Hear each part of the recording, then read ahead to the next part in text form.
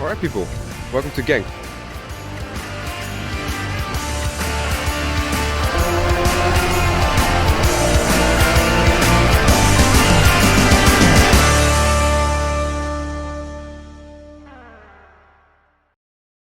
Hey guys, what's up, Redactions here and welcome back to this brand new video.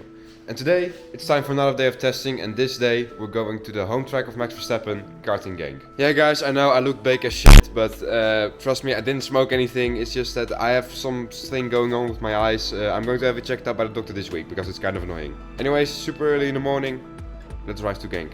Alright people, welcome to Genk. We have arrived, it took a little over 1.5 hours, but we are finally here. And we have about half an hour, a little more than half an hour left until we can go out on track. I do have some help with mechanicking today, so that's very cool. But yeah, it's absolutely full house. Look at this. Yeah, because of course next week we have the Belgian Max Challenge here, and after that, the week after that, we have the Euro Golden Trophy, and the week after that we have the Dutch Championship, and I believe the week after that we have another race here. So yeah, pretty full here, but that's what you expect from an international track like Genk. But yeah, not only is this track the home of Max Verstappen, but also it's pretty much the home of Rotax Europe. The European Championship has a round here every year. The BNL Championship is based here. There's a lot of things going on here. So yeah, let's see what we can do in a few minutes.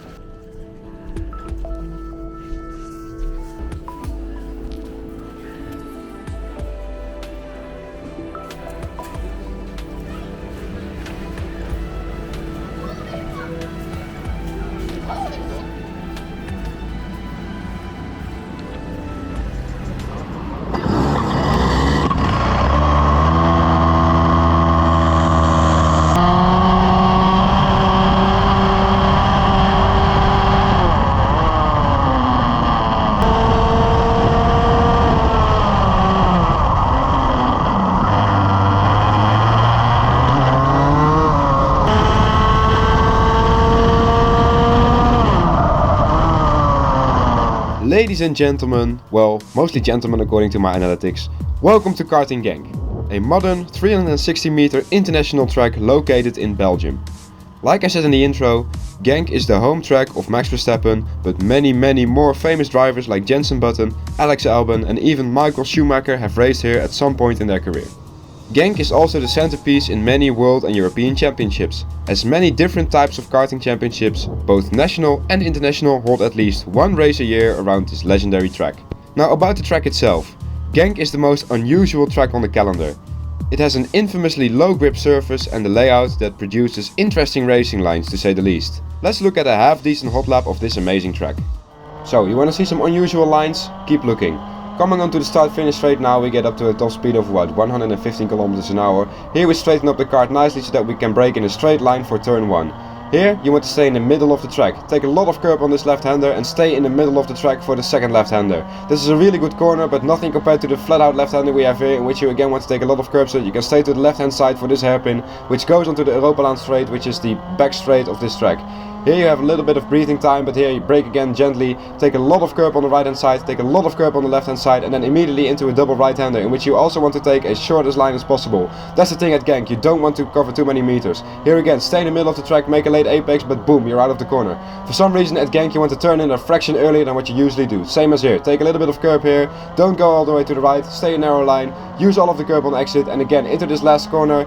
Pretend as if you're overtaking someone, stay in the middle of the track, take the curb, and that's a lap of Genk right there. You can see everywhere you go, you need to take narrow lines going into the corner, because for some reason that's the only thing that works, and here we do it all over again for another lap.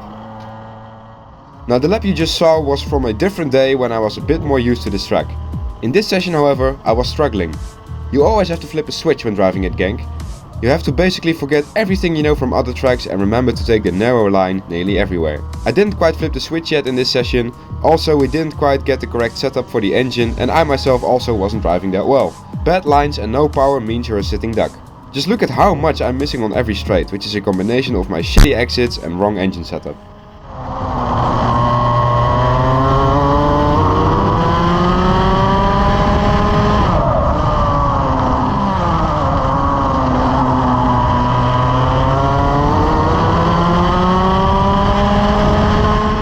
Even so, I noticed that there was definitely some potential in the day, as I did feel quite confident, despite our woes.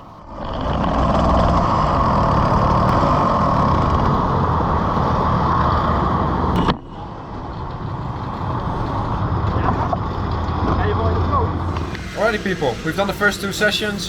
You've only seen one on the camera because we did a run-in in the first one, of course. But yeah, it was okay.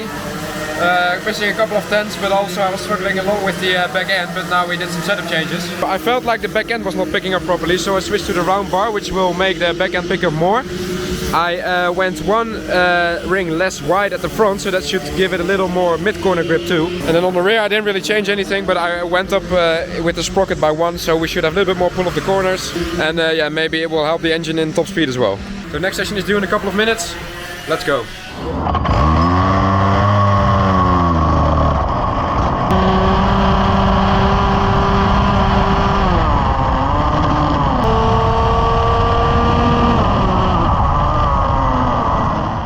Alright, so one really cool thing about Genk is that there's always quick drivers and always drivers from your class present there to test for one of the many races that's being held there.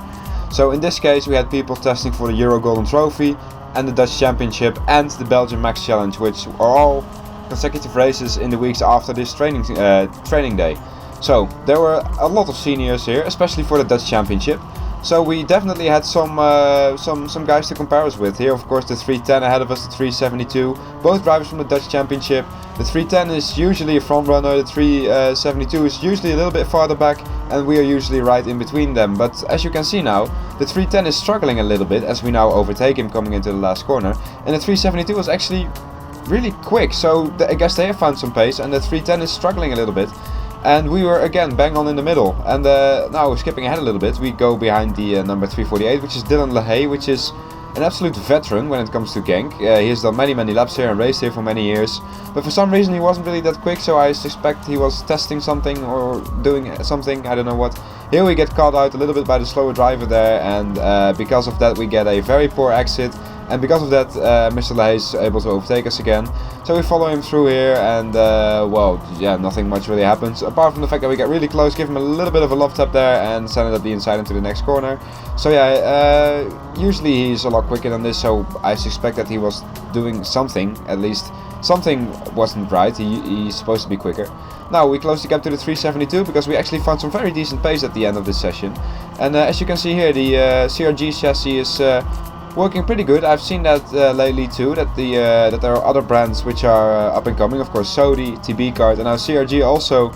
I'm not just basing that because of the guy ahead of us, but I've seen more CRGs, especially in seniors, new drivers coming in from juniors who are really quick on the CRG chassis. And now, ladies and gentlemen, is why you should always run a small sprocket at Genk. Yeah, just look at this. Even though we had engine issues, look at the amount of time we're gaining. I was suspecting that the 372 was running quite a large sprocket, which of course is the gear at the back of the drivetrain, which is, if you go bigger on that, you'll get more acceleration but less top speed, and at Genk you always want to run it as small as possible. Also guys, if you haven't noticed it yet, we're running the LN Kart. And that is because the LN and the Tony Kart that I currently own are too different from one another to use them interchangeably, so a setup that might work on the LN Kart might not on the Tony Kart and vice versa. So that's why we are using the LN Kart for now to train for Genk. Anyways, next session, switching to the helmet cam. Again, we decided to go out in a pack because, well, if there's a lot of seniors, why not make use of that? Get into the zone a little bit again, just fight with the others. Here we get overtaken by the number 801, which is another veteran of Genk. His name is Bas, he's a really nice guy actually, and well, he does a lot of racing here. So he's a quick guy around here, so it's really not a bad idea to follow him around. He was a little bit quicker than I was in this session, and well, you can see that on every exit he just pulls away ever so slightly, and that is usually the thing where I'm struggling, not the braking, not the mid corner, it's always the exits. And well, you can see that again here. And yeah, just look at it, he just pulls 1 meter or 1.5 meters just every corner, and well, that's definitely something that we can improve on. And ahead of him is the 342, which is usually another front runner from the Dutch Championship.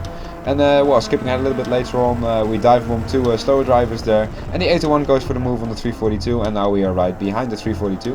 And ahead of the 3 of us there's another driver coming over from juniors, who was doing his first time in seniors, and he actually wasn't too slow either. Here now we are behind the 342, a little bit of a front runner in the Dutch Championship. You can see that we still have engine issues by the fact that he's pulling away even though we had an almost identical exit. But that doesn't really matter because in the corners, and especially this double right-hander, we were really strong. Just take a look at the second part. We are now really close, and that means that we can go for the move here, job done. So yeah, you can also tell by the way I'm driving, the confidence was really high. Even though we weren't completely quick yet, here we get a little bit of a push, we run wide.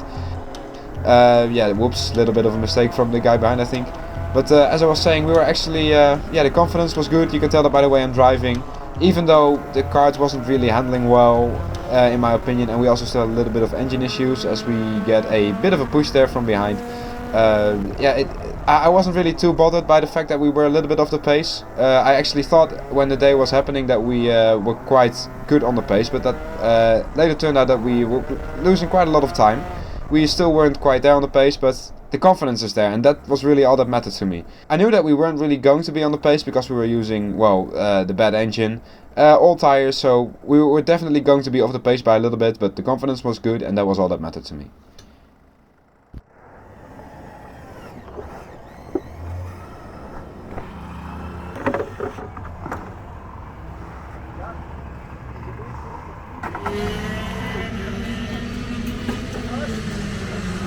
Alright guys, it's going well.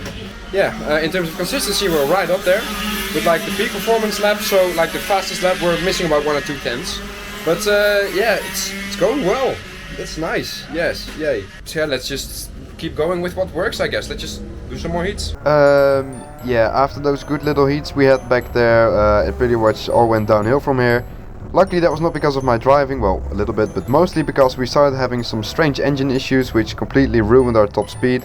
And also our tires were gone, so yeah, I didn't really have that much to fight with in neither of the last 2 sessions, so yeah, I'll just let the footage speak for itself.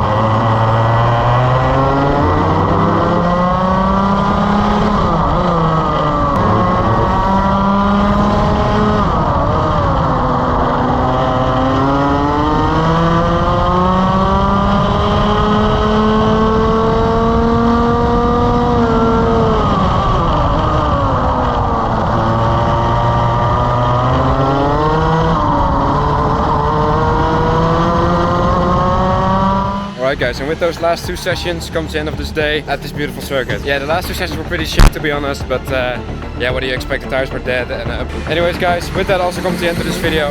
Now if you enjoyed it, then please consider hitting those like and subscribe buttons. You know you really help me when you do that. Now 2 weeks ago we had a race in the Dutch Championship in which I did semi-okay. So if you want to see that, go check it out, it's right here. This video however is done, and I'll see you guys next time. Peace.